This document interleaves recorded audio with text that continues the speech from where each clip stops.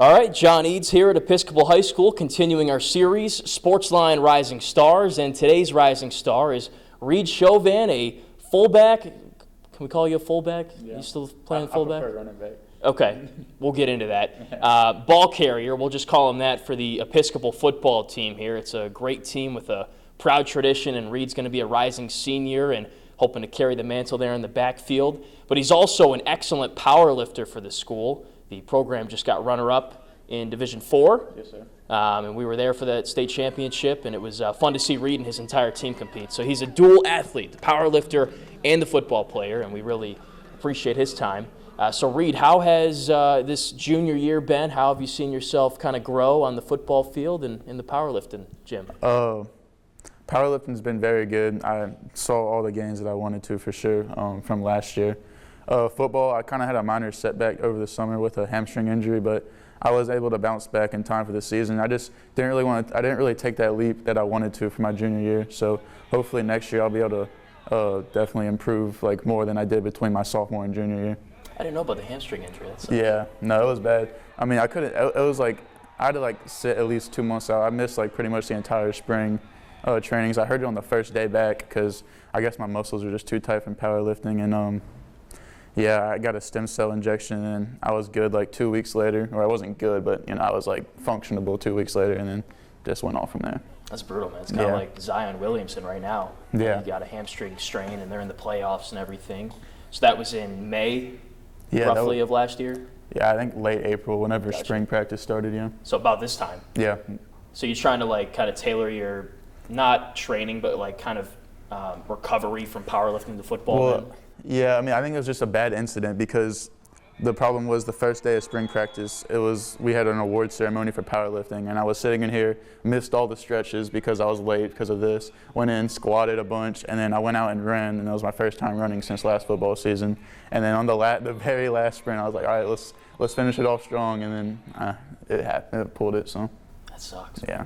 Yeah, I guess it's a little different. You don't do a ton of cardio when you're powerlifting, so you kind of got to hop back into that kind of training. Yeah, I mean, this year I've eased into it a lot more, so yeah, I'm definitely very cautious about it. No injuries this year. Yeah, you don't want to miss the spring. This is your last go-around for football in high school. So yeah. Let's start with powerlifting, though. We'll get into football. Another record-breaking year. Last year, you got your name up there on some plaques breaking the 165 records. Yes, sir. And this year, you bump up. What is that, 16 pounds to 181, and you break all those records for the school. You set some state records as well. How did it feel to kind of accomplish all that again? It was good. I mean, I don't know. Did you kind of expect it to happen the day of? Yeah, kind of. I mean, I knew I was there. Like, I just had to execute. Right. I mean, it's hard. It's easier said than done because you're in the Cajun Dome, and it's just, I don't know, I feel like there's a mental block there. Like having those people just kind of looking at you. You're on a platform. That just helps me. Yeah. I like to just take the moment in and use it to my advantage. Well, you did. You know, you set 2 records there, or was it 3 altogether? Yeah, and the total, yeah. 3. So you got the bench, the squat, and the total weight. Yeah, I mean that's incredible. Both times you've gone, has it been at the Cajun Dome? Yes, sir. Okay. Freshman year was all the way up in Monroe. Gotcha. Well, a bit of a shorter drive then. Yeah. So you were kind of used to that setting, and you thrived there. Yeah. Just kind of take me through that day, what it was like. I woke up early, took a shower, listened to music. I had my breakfast. I ate a lot for breakfast because, it was weigh-ins. I ate a lot the night before too. But, I just listened to music the entire time, and then whenever it got time to start, I just go warm up. Like, I wouldn't be thinking too much, just like, because I've been thinking of how well I'm gonna do prior to the event. So when it's time for me to actually perform, I don't gotta think. I just gotta execute. Mm-hmm. Yeah, I mean preparation breeds success, right? So you've been in there putting in the work, doing everything, every week, and now's your time to go and actually have the fun, and compete and break the records. So very cool. I've asked you this before, but I think for this new audience we might have, how do you think powerlifting helps you with football? Obviously I'm a lot stronger, so. That's pretty obvious, but it teaches me to be cool. It's like a certain mindset that I have where it's you gotta be there physically, and you gotta want to punch somebody in the mouth for football terms, but you also gotta be still thinking not getting too out of control with yourself. Yeah, kind of like you don't want to get too overhyped when you're doing a big heavy set. Because that's exactly what happened on my last squat of the powerlifting meet. I messed it up so bad, and it was tough, but you just gotta let it go. Do better next year. Yeah, you got one more year to get it right, right? Yeah. Yeah, there you go. So there's a good story out on Gridiron Football. We're doing one as well on kind of Reid's double kind of day, if you will, the powerlifting side, that leading to the success on the football field. So you've been on varsity for how many years for football? 4. 4? Or, yeah, next year's going to be my 4th. Right, okay. So you came in as a freshman. When did you kind of start to see the field more? Well, I played a little bit my freshman year in, like, throwaway time. And then I started my sophomore year, and then I had a really good year, and then I started ever since then. Cool. And you've kind of been at that fullback spot the whole time? Fullback and wing T, and then I kind of move around between slot receiver and running back in the gun. Just depends, like, who we're playing and what personnel coach wants. Gotcha. Well, it's nice to be versatile because you can see the field more. What do you think about this whole wing T offense, you guys?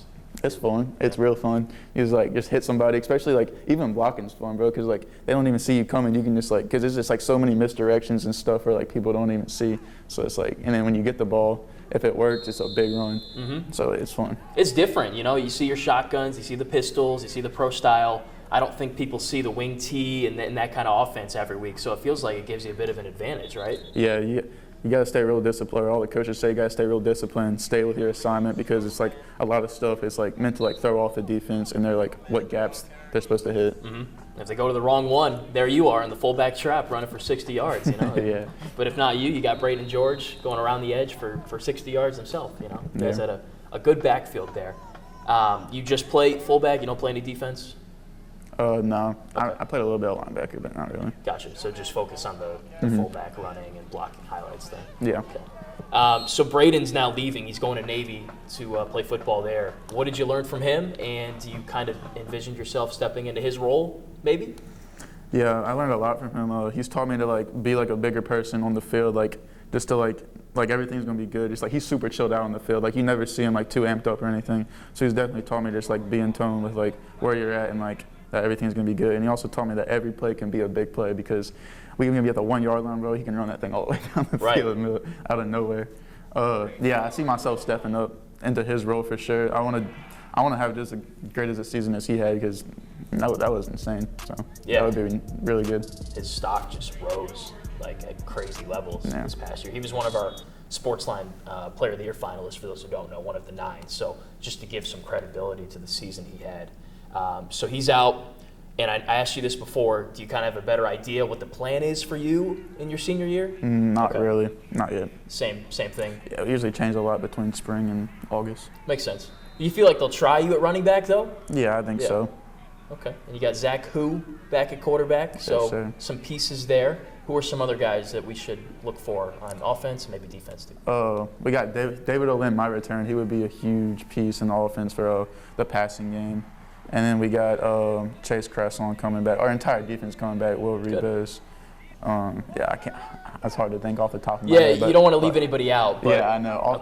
But like everybody on defense, all like the juniors. I'm trying to think, man. I can't think right now. I feel like I gotta shout them all out. Well, if you forget someone, it's not personal. Yeah, Taj Callahan. He's gonna be good. He was a sophomore last year and he's starting. Okay. We are going to lose TJ, though. That's going to be a big piece for safety. Are they related, those two, Taj? Yeah, they're brothers. Interesting. And hopefully Nathan and Brody, too. They're good pieces on our secondary. Hopefully they can step in for TJ. I mean, they were starting last year's, filling in his role for sure. Awesome. Yeah, TJ Callahan, a wide receiver and DB. Yes, sir. And he's going to Kentucky State to play football and basketball. So he was another great Episcopal player who's moving on to do big things. Coach Bourgeois, what's he like to play for? He's a good coach. He likes to step in. Like when he steps in, he people know we have a lot of respect for him. Mm-hmm. Like whenever he tells us like a message as a team, we're like, yep, we're gonna get it done. And he's great to play for. He's always on the field, always screaming at the refs, trying to get the call to go our way. I have a lot of respect for him. Yeah, he's a good dude. He's been here a long time. What is it like? Over 20 years, right? Yeah, it's something crazy. Yeah, I've been watching old clips of ours, of us doing summer camp, and he's there, and just year after year, Coach Bourgeois and the Episcopal Knights, Yeah. So, all right, senior year, Is there a game you're most looking forward to? I know the schedule's not out, but maybe a team you're going to play, a district team or something like that? Definitely Ascension Catholic in Dunham. Okay. Dunham because they're our rival, and we get so hyped up that week. And then Ascension Catholic because we barely beat them the last 2 years in a row. And for me, definitely last year, that was my biggest game of my career. And then the year before that, I had a really good game against them too. So it's just always good things coming from them. Something about the Bulldogs. Yeah. What did you do last year? What were your stats? I think I had 215 rushing yards. I didn't have any touchdowns, but there was a lot of yards. You did the dirty work, and Braden and everybody else got the benefit with the touchdowns then, I guess. Yeah. What are you most looking forward to about senior year season? Just to take a step up and have an insane season is my goal. I want to have a really good season and hopefully get some offers from some coaches. That's just my goal right now. And then obviously win the state championship. How do you plan to have that season that you want between now and August? By being disciplined and performing off the field and on the field. By on the field, I mean like in the weight rooms and just like drills and stuff like that.